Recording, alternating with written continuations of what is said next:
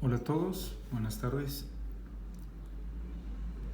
Primero que nada quiero aclarar que el motivo de este video no es generar alarma en la población, sino más bien tratar de generar un poquito de conciencia sobre lo que estamos viviendo con la epidemia de SARS-CoV-2 aquí en México, que es el nuevo coronavirus que genera la enfermedad conocida como COVID-19.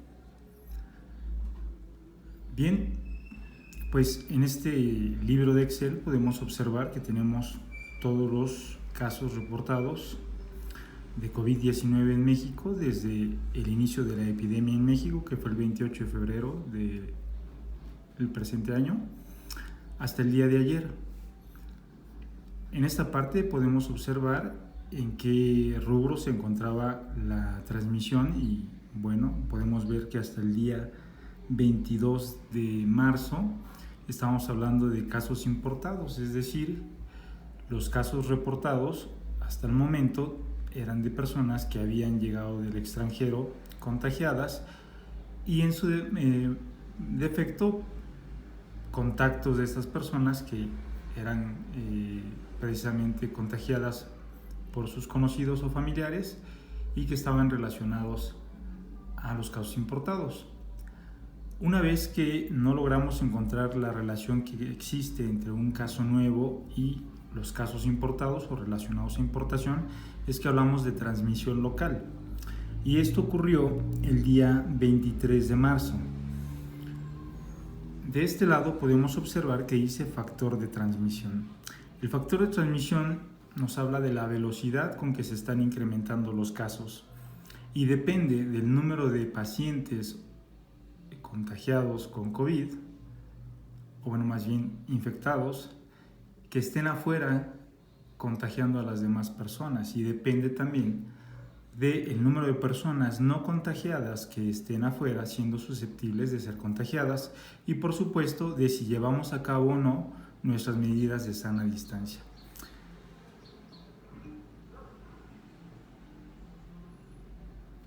Podemos observar, por ejemplo, en esta casilla que dice 1, y si observamos lo que dice en la fórmula, dice que esta casilla es igual a lo que tenemos en la casilla C9, que es 5, dividido entre la casilla C8, que es 5.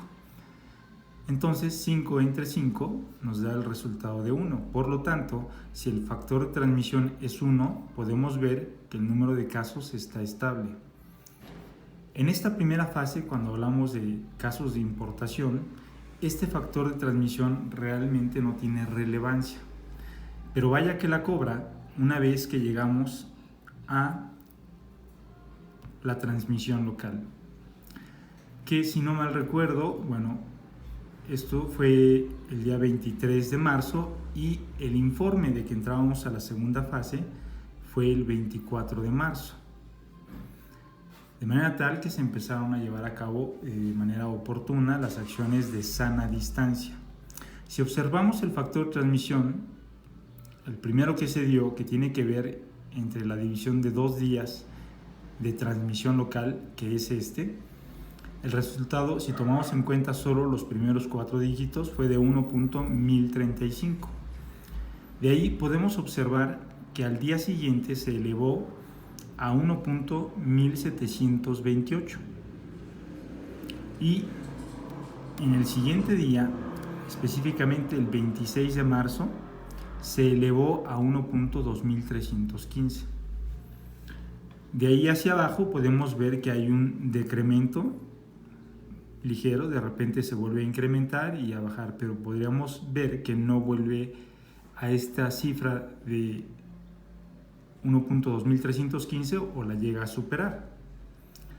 Ahora bien, ¿de qué me sirve el factor de transmisión? Ya que lo he calculado. Bueno, pues nosotros podríamos hacer una estimación, por ejemplo, de lo que van a reportar el día de hoy, 14 de abril, en aproximadamente un poquito más de 15 minutos, en cuanto al número de casos. El día de ayer se reportaron 5.014 casos. Y el factor de transmisión del día de ayer fue de 1.0757.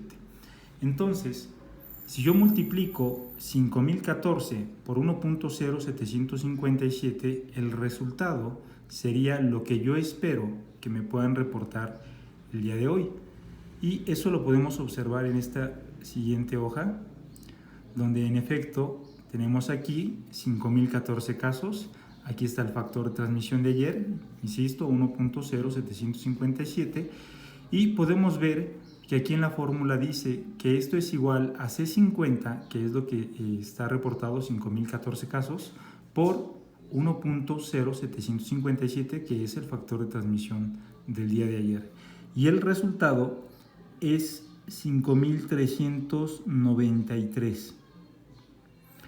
Así que si el factor de transmisión se mantiene estable, yo espero que en unos 15 minutos nos estén reportando un número aproximado a este que acabamos de dar. Y podemos hacer la misma operación el número de veces que queramos hasta hacer una proyección hasta la fecha que nosotros queramos. En este caso la hicimos hasta el 30 de abril.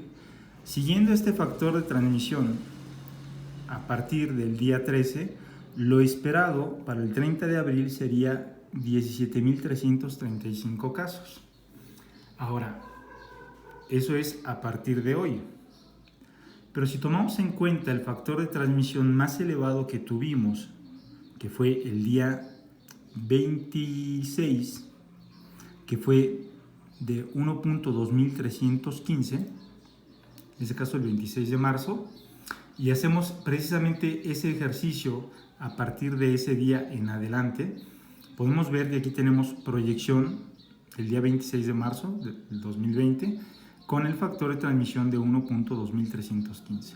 Entonces, ¿qué fue lo que hicimos? Multiplicamos 585 por 1.2315 y el resultado fue 720. Si seguimos esta operación, lo que obtenemos aquí en esta parte podemos ver que dice 30 de abril del 2020 y la proyección de ese día, de 26 de marzo, con ese factor de transmisión fue de 855.776 casos. Esto quiere decir que este día que yo hice la proyección,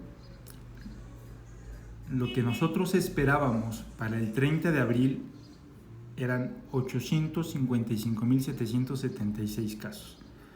Alguien me podría decir que eso suena un poquito absurdo si lo hubiéramos reportado, sobre todo en ese momento, porque podrían decir que ningún país hasta el momento había reportado una cifra parecida.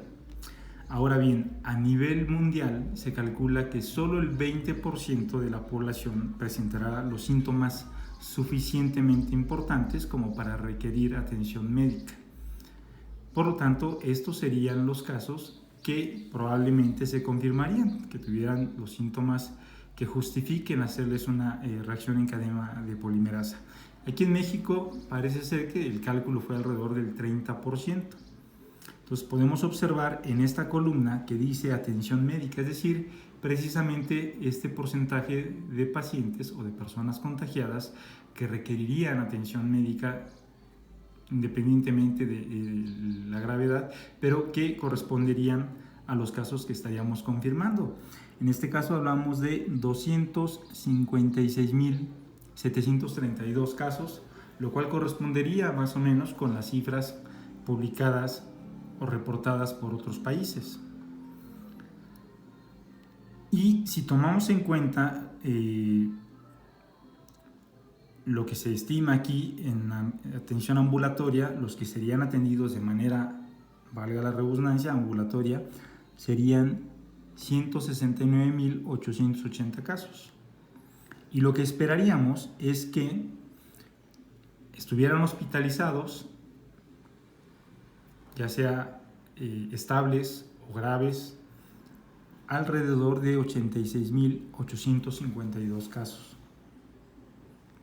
Y de estos esperaríamos tener hospitalizados graves, sea que requieran o no estar intubados, pero por lo tanto unidad en cuidados intensivos, alrededor de 60.075 casos.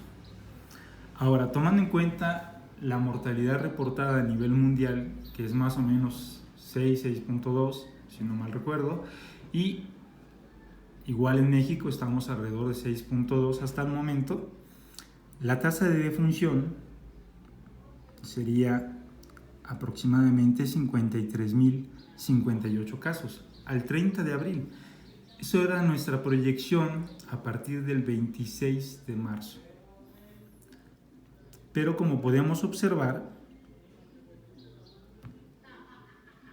acorde a cómo se han comportado los factores de transmisión, ahorita lo esperado es 17.335, que es la cifra que tenemos